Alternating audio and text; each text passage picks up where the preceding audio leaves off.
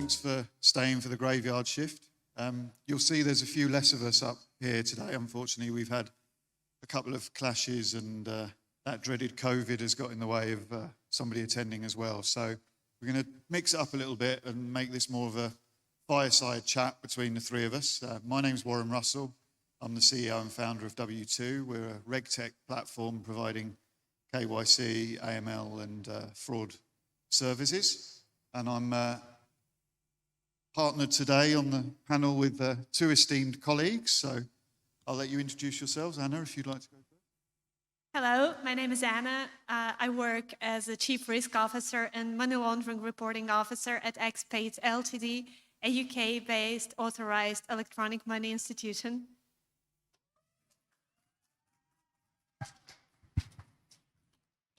That's something to follow up. Yeah, I don't know if I can top that.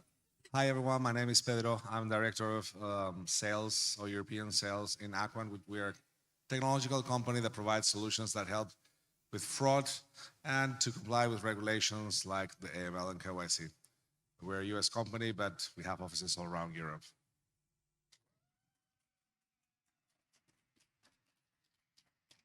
Thanks for my cheer, by the way. So often we find that betting operators or payment service providers can get accused of trying to play regulatory arbitrage and find loopholes and exploit them. Do we actually think that companies are doing that? Or is it the complexities of different regulations in different jurisdictions causing challenges for organizations to operate compliantly? What do we think? Who would like to go first?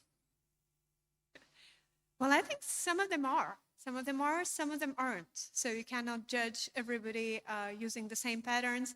Every business has its own agenda. And what is obvious is that European Union keeps releasing AML directives one by one, 5, 6, 7, 8, 9, 10, and nobody actually manages to incorporate them timely. And nobody actually manages to interpret them in the same way. And nobody even realizes how to harmonize the new clauses that are in the new regulation with the older legislation they had, and whether this is conflicting with the history of the law of their legislation regulation.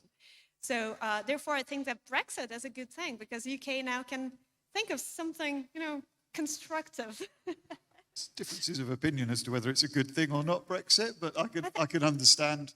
Yeah, I mean, it's a very difficult challenge. The regulations are changing constantly, and with guidelines set out by people like FATF, but then countries and individual regulatory regimes having to set them themselves.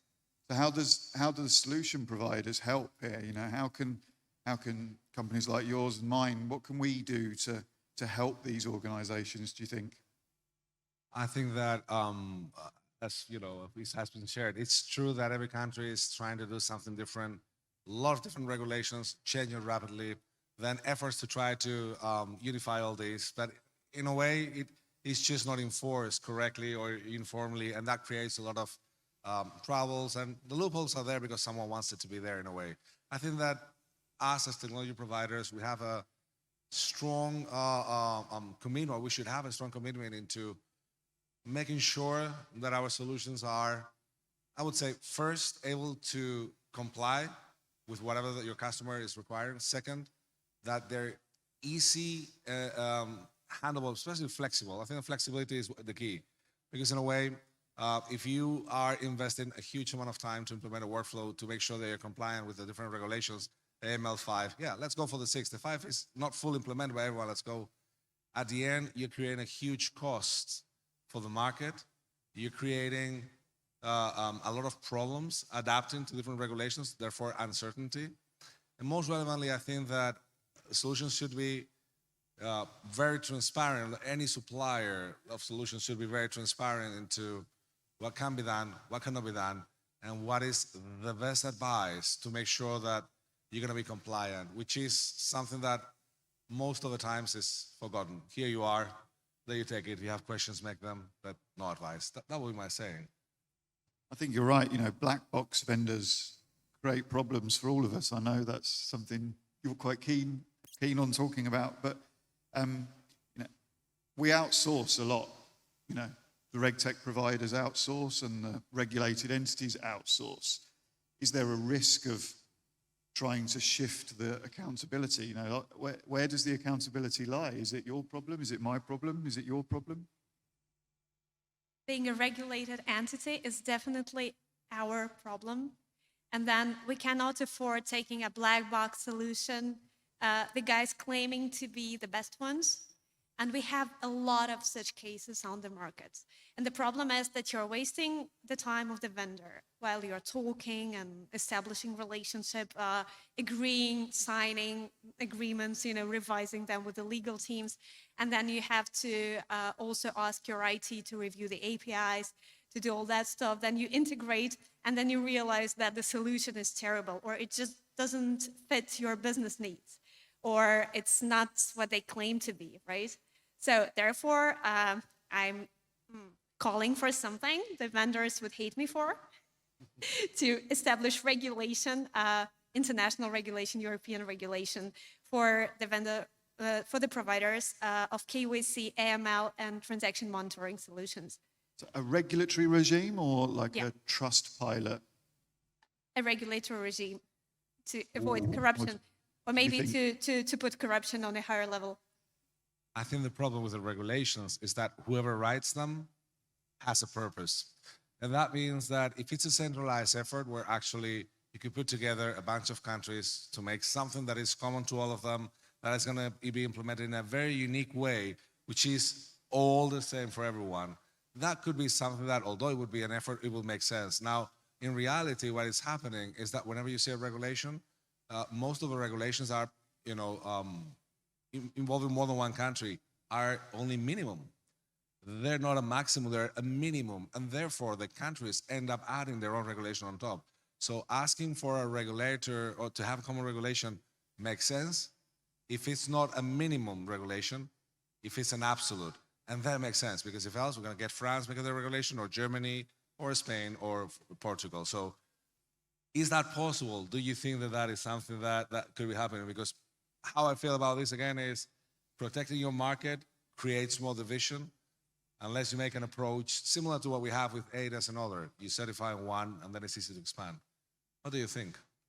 I suppose if we can't agree on the regulations that the PSPs and the operators are going to have to work to on an international scale, how can we agree on the regulations that the suppliers have to? Absolutely. For I think that a lot of regulators, they lack technical experience to be able to adequately evaluate the quality and the logic, the architecture of the vendor. What are the key things you look for when you're choosing vendors? You must look at lots all the time. What's the key things for you? Obviously being compliant. Flexibility. Yeah, I do agree. The flexibility, and I think that if it's too complicated for the company to make minor changes, probably it's not good enough. I think that's another reality. A lot of times it's going to be like, I'm going to make the whole project for you. It's going to be done. You're not involved. Knowledge is gone. You think they understand what you want.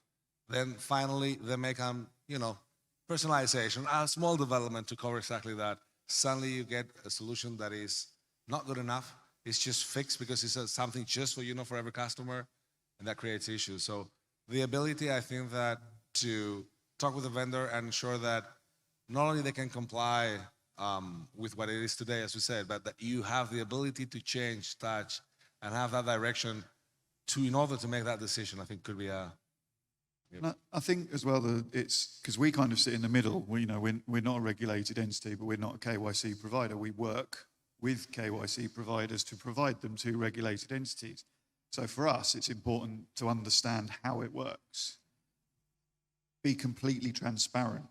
I need to be able to sit in front of you as my customer potentially and say, this system works in this way and it's going to cost you this much. It's going to do this, but it's not going to do that, because we have to be realistic on what's achievable, because what's very doable, for example, in the UK might not be doable in France or Spain or wherever it might be. So I think that transparency, and that's what builds trust in a relationship.